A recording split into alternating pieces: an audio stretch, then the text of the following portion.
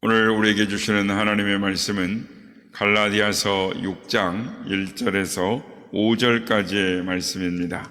갈라디아서 6장 1절에서 5절까지의 말씀을 교독하시고 마지막 절은 함께 합독하시겠습니다. 형제들아, 사람이 만일 무슨 범죄한 일이 드러나거든 신령한 너희는 온유한 심령으로 그러한 자를 바로잡고 너 자신을 살펴보아 너도 시험을 받을까 두려워하라. 너희가 짐을 서로 지라. 그리하여 그리스도의 법을 성취하라. 만일 누가 아무것도 되지 못하고 된 줄로 생각하면 스스로 속임이라. 각각 자기의 일을 살피라. 그리하면 자랑할 것이 자기에게는 있어도 남에게는 있지 아니하리니. 다 같이요. 각각 자기의 짐을 질 것이라. 아멘. 할렐루야. 오늘도 우리 예배 가운데 함께 하신 주님을 찬양합니다. 그리고 새벽을 깨워 또 유튜브로 우리 오늘도 현장으로 나와 계신 모든 성도님들께 하나님의 은혜와 평강이 함께 하시기를 기원드립니다. 예수 그리스도를 믿고 구원받은 성도는 신앙생활을 교회 공동체 안에서 합니다. 그러니까 신앙생활은 홀로 하는 것이 아닙니다. 주님께서 교회를 세우시고 우리를 그 교회 공동체 안에 넣어서 신앙생활을 함으로 하나님의 뜻과 마음을 배우고 그리고 실천하는 장으로 교회를 우리에게 주셨습니다. 그리고 그 교회 안에 직분과 은사를 주셔서 질서 안에서 신앙생활을 하게 하셨습니다. 그래서 에베소서 4장과 고린도전서 12장 13장에 보면 이 직분과 은사에 대해서 말씀을 합니다. 그런데 이 직분과 은사에 대해서 말씀을 하지만은 그 직분과 은사를 어떻게 신앙생활할 것인가, 그러니까 구체적으로 적용하며 살아갈 것인가에 대해서는 에베소 4장과 고린도전서 12장 13장에서는 말씀을 하지 않았습니다. 그러나 오늘 본문은 교회 안에서 이 직분과 은사를 주신 하나님의 이 동일한 원리 가운데에서 현실적으로 어떻게 신앙생활할 것인가에 대해서 가르침을 주시고 있는 본문이다라는 것입니다. 여러분, 우리가 어떻게 신앙생활을 해야 할까요? 특별히 교회 안에서 어떻게 신앙생활을 해야 할까요? 오늘 보면 1절 말씀을 보겠습니다. 형제들아, 사람이 만일 무슨 범죄한 일이 드러나거든 신령한 너희는 온유한 심령으로 그러한 자를 바로잡고 너 자신을 살펴보아 너도 시험을 받을까 두려워하라. 2절 말씀입니다. 너희가 짐을 서로 지라. 그리하여 그리스도의 법을 성취하라. 사람이 만일 무슨 범죄한 일이 있거든 바로 잡으라는 것입니다. 짐을 서로 져서 그리스도의 법을 성취하라 라고 말씀합니다. 그러니까 여기서 이 바로 잡으라라는 말은 틀린 것을 고치다 또는 고장난 것을 고치다라는 생각으로 우리는 해석을 할 수 있습니다. 그러나 오늘 본문에서 이 바로 잡다라는 말은 이 다친 것을 치료하다라는 말에 가깝습니다. 그러니까 요즘 한국 교회 안에서 이 치유에 대해서 우리를 이야기를 많이 하지 않습니까? 그러니까 이 바로 잡다라는 것은 치유라는 단어의 뜻이 가깝습니다. 그래서 교회 생활할 때에 어떤 사람이 범죄했을 때 틀린 것을 고치거나 바로 잡는 것이 아니라 다친 것을 치료하듯이 그 사람을 치유하라라는 말씀입니다. 예를 들면 이렇습니다. 팔이 부러지면 매우 아픕니다. 그런데 그 팔을 잘라버렸다 갖다 버린 사람은 없습니다. 자르면 대신할 것이 없기 때문입니다. 그래서 치료를 합니다. 병원에 가서 이 팔이 다치거나 부러지면 수술을 하고 접합을 해서 그 다음에 깁스를 하죠. 그래서 어떻게 합니까? 목에다 걸죠. 그러면 목이 굉장히 불편해집니다. 팔이 이렇게 없는 것 때 불편하지 않다가 팔이 없는 것보다 더 불편할 수 있습니다. 그럼 목의 입장에서는 어떻겠습니까? 불편하고 억울할 수가 있습니다. 목은 우리 신체 중에서 아시다시피 무거운 것을 이고 다니고 있습니다. 그러니까 머리가 무겁죠. 그래서 머리가 무거운 이유가 모두 다 아다시피 머리에는 돌이 들어있다. 이렇게 뼈도 무겁지만 안에 중심에 있는 중심이 있습니다. 그래서 실제로 이렇게 해부학에서 보면 사람들이 이렇게 각 신체 부위를 해부하고 그러고 나서 이렇게 머리 부분만 이렇게 귀를 잡아다 들면은 귀 부분이 실제 우리가 보진 않았죠. 그런 내용이 있는데 어쨌든 귀 부분이 찢겨져 나간다. 그만큼 머리가 무겁습니다. 그래서 목은 이 상당히 무거운 것을 이고 다니고 있는데 거기에다가 팔에 깁스를 해서 목에다 갖다 맨다라고 해서 어떤 사람이 이것을 불평하지 않습니다. 왜 그렇습니까? 팔이 회복되어져야 한다라는 것을 알기 때문입니다. 이것이 회복되지 않으면 팔이 하나가 없으면 얼마나 불편할 것인가를 너무나 잘 알기 때문에 불평하지 않습니다. 팔이 없으면 불구가 되는 것이죠. 그래서 불평 없이 목에다 걸고 다니는 것입니다. 그런데 만약에 목이 이렇게 이야기한다면 어떻게 되겠습니까? 내가 부러진 것도 아닌데 내가 왜 그 짐을 져야 돼? 하면서 팔과 목이 싸운다 그러면 그 말이 안 되는 이야기죠. 이 목과 팔은 독립이 되어 있어도 사실은 독립된 존재가 아니고 한 몸의 지체를 위한 존재인데 각 지체가 서로의 결함을 보완해주고 하나 되어져 가야 되는데 나는 못한다, 꼴보기 싫어서 못한다, 배째라 라는 식으로 한다면 그것은 어떻게 되겠습니까? 하나님은 너희가 서로 짐을 지라 그리하여 그리스도의 법을 성취하라 라고 말씀합니다. 그리스도의 법을 성취하라 라는 말은 지체 간의 잘못에 대한 것을 용서하고 그를 살려내기 위해서 짐을 지는 것, 그것이 구원받은 자의 신앙훈련, 즉 성화의 훈련이다라고 말씀을 하는 것입니다. 여러분, 신앙이란, 즉 신앙생활이란 아무도 없는 데서 홀로 크는 것이 아닙니다. 또 너만 잘해서 크는 것도 아닙니다. 신앙이란 남을 돕는 데서 크는 것입니다. 그러니까 돕는다라는 건 짐을 나누어 지면서 결국 나에게 부정적인 안 좋은 상황으로 다가온 어떤 상황을 말하는 것입니다. 여러분, 교회가 아무 일도 없으면 그게 꼭 좋은 교회다라고 말을 할 수 없습니다. 왜냐하면 교회 안에는 어차피 일이 있기 마련인 것이며 짐이 있기 마련입니다. 생각해 보면 교회 안에는 예수 믿는 정도의 차이와 신앙의 차이가 반드시 있게 되어 있습니다. 어느 곳이나 신앙에 열심히 있는 사람이 있고 반면에 분별을 잃고 그 일을 그르치는 사람들이 항상 있습니다.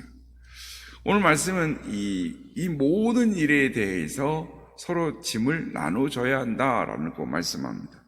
짐을 지는 것이 자신이 크게 되는 것입니다. 교회가 커지게 되는 것입니다. 교회의 유익이 될 뿐만 아니라 자기 자신에게도 짐을 짐으로써 유익이 일어나는 것입니다. 이게 하나님이 일하시는 방법입니다. 대부분 성도들이 교회에 이제 문제가 생기면 굉장히 큰 잘못된 거거나 또 교회가 큰 개인적으로 죄를 짓는 것처럼 인식을 해서 이 교회를 회피하거나 교회를 떠나가는 사람들이 있습니다. 그러나 그렇지 않으면 교회는 늘 일이 있습니다. 짐이 짓는 일들이 있습니다. 그런데 그 안에서 신앙생활을 함으로써 우리가 이 신앙이 자라나는 것입니까? 실력이 자라나는 것입니다. 그래서 머릿속에 있던 믿음의 실력들이 몸으로 내려오는 것입니다. 즉 자기 실력으로 나타나는 것이죠. 홀로 있을 때는 평안해요. 아무 문제가 없습니다. 그런데 딱 공동체 안에 들어오면 눈에 거슬리는 게 왜 이렇게 많아요? 그러니까 나를 부정하고 그러면서 상대방한테 좋은 말 해야 되고 웃어줘야 되고 또 하나님의 말씀대로 용납하고 배려하고 용서해주고 사랑해주고 축복해주려면 내 안에서 문제가 생깁니다. 그러니까 갈등이 생기고 어려움이 생깁니다. 그런데 이 머릿속에 있는 것이 내 가슴으로 내려오고 몸으로 실력으로 내려오려면 힘이 되는 것이죠. 그러나 그렇게 신앙생활 함으로써 우리 안에 신앙의 힘이 생기고 실력이 생기는 것입니다. 그래서 교회의 이 신앙생활에서 중요한 원칙 중에 하나는 이것이 함께 가는 싸움이다라는 것입니다. 혼자 가는 싸움이 아닙니다. 함께 가야 합니다. 꼭 같이 가는 것입니다. 그래서 내가 앞장서서 상대방의 못난 것을 지적하는 것은 사실은 교회 안에 신앙 세계에는 없습니다. 그러니까 함께 같이 가는 것입니다. 모세가 이렇게 고백을 합니다. 이 백성을 죽일 것이면 제 이름도 생명책에서 빼주옵소서. 바울도 역시 이스라엘의 구원을 위해서라면 내가 저주를 받아도 좋습니다 라고 말을 한다라는 것입니다. 이것이 예수님께서 가지신 마음이요, 하나님께서 예수 그리스도를 보내신 마음인 것입니다. 그래서 그분의 형상대로 지은 자녀들이 그리스도의 마음을 가지고 살아가는 것, 그렇게 요구하시는 것이 하나님의 마음이고 그리스도의 충만인 것입니다.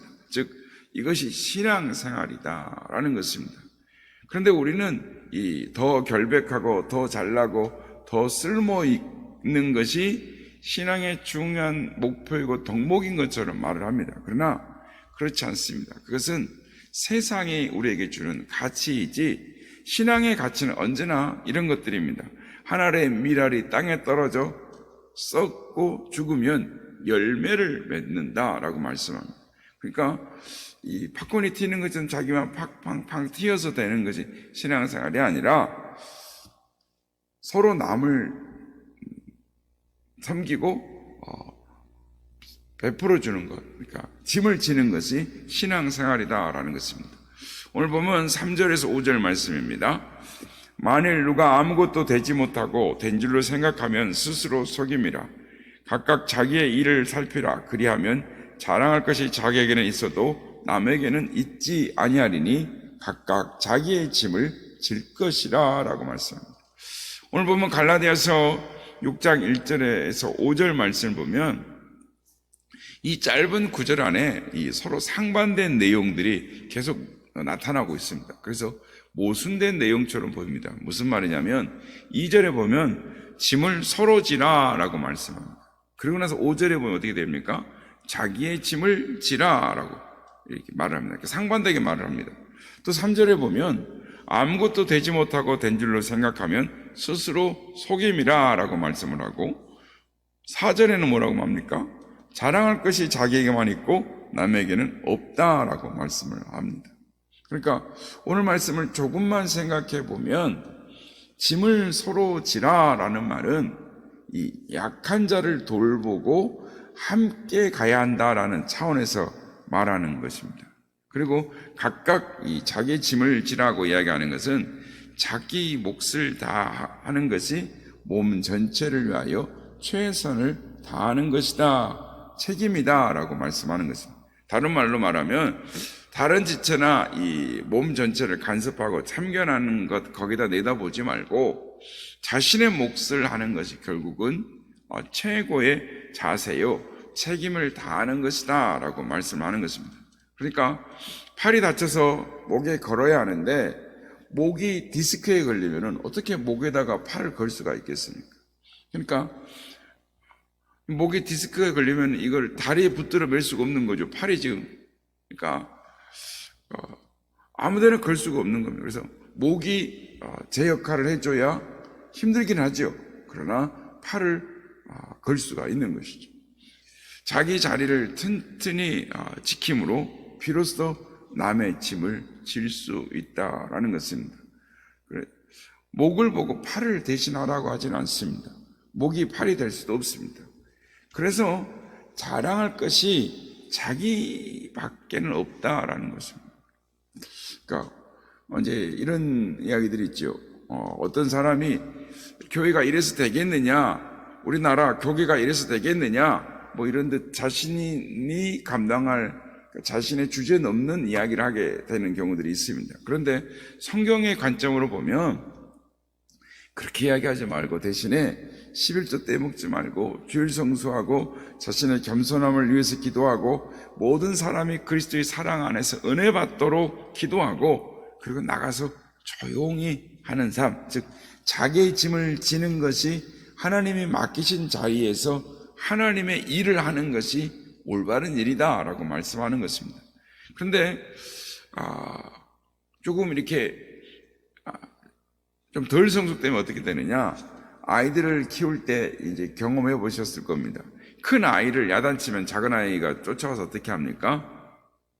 엄마 나 숙제했어 이러면서 데려, 나 공부 잘하지 하면서 지금 앞에 큰 아이가 지금 혼나고 있는데 데려 작은 아이는 엄마한테 막 자기를 자랑하고 막 자기를 들춰내 보이려고 합니다. 아직 철이 없어서 그러는 것이죠. 여러분, 이 신앙이란 철없는 아이처럼 이 신앙의 비교 우위를 이야기하는 것이 아닙니다. 남이 잘못했을 때는 기꺼이 돕고 그를 배려하는 것입니다. 그러면 무엇을 해야 됩니까? 교회 안에서 자기 역할을 든든히 하는 것, 그것을 자기 역할을 하나님 앞에 감사하면서 하나님께서 그분의 일을 이루시는 이 교회 안에서 우리를 함께 부르시고 함께 충만하게 하시고 함께 승리하게 하시는 그 하나님의 손길에 쓰임을 받으면서 주의 교회 안에서 봉사할 수 있다는 것을 감사하고 또 자랑해야 한다라는 것입니다. 이 외에는 세상 사람들처럼 서로 경쟁하고 비교하는 일들은 허락되어 있지 않다라는 것입니다. 그래서 교회 안에서 또는 예수 믿는 신앙 안에서 요구하는 신앙적인 명령이 이런 것입니다. 에베소서 4장 21절 24절 말씀 보면 이렇게 말씀합니다. 진리가 예수 안에 있는 것 같이 너희가 참으로 그에게서 듣고 또한 그 안에서 가르침을 받았을진데 너희는 유혹의 욕심을 따라 썩어져가는 구습을 따르는 옛사람을 벗어버리고 오직 너희 심령이 새롭게 되어 하나님을 따라 의와 진리의 거룩함으로 지으심을 받은 새 사람을 입으라 라고 말씀합니다. 하나님을 따라라는 말은 무슨 말이냐면 하나님의 형상대로라는 말입니다. 그러니까 하나님의 형상대로 의와 진리로 거룩함으로 지으심을 받은 새 사람을 입으라 라는 것입니다. 이 일이 우리 성도들에게 주어진 구원의 목표이고 지향하는 것이고 약속하는 거라는 것입니다. 그래서 우리는 그것을 위해서 지금 예수 그리스도와 함께 묶여져 있는 것입니다. 여러분, 예수 그리스도께서 우리를 위하여 십자가에서 죽으시고 우리를 용서하시고 사랑하심으로 말미암아 어떻게 됐습니까? 아버지와 내가 하나인 것처럼 그들도 하나가 되게 하시고 내가 아버지 안에서 누렸던 모든 것들을 저들도 누리게 하여 주옵소서 하면서 우리를 그리스도 안에 십자가의 사랑 안에서 우리를 품어 주셨습니다. 오늘도 예수 그리스도의 십자가의 사랑을 알고 오늘도 그 사랑을 드러내므로 예수 안에서 하나로 묶여져서 하나님의 뜻을 성취하며 하나님의 일을 이루어가는 우리 모두가 다 되시기를 예수님의 이름으로 축복합니다.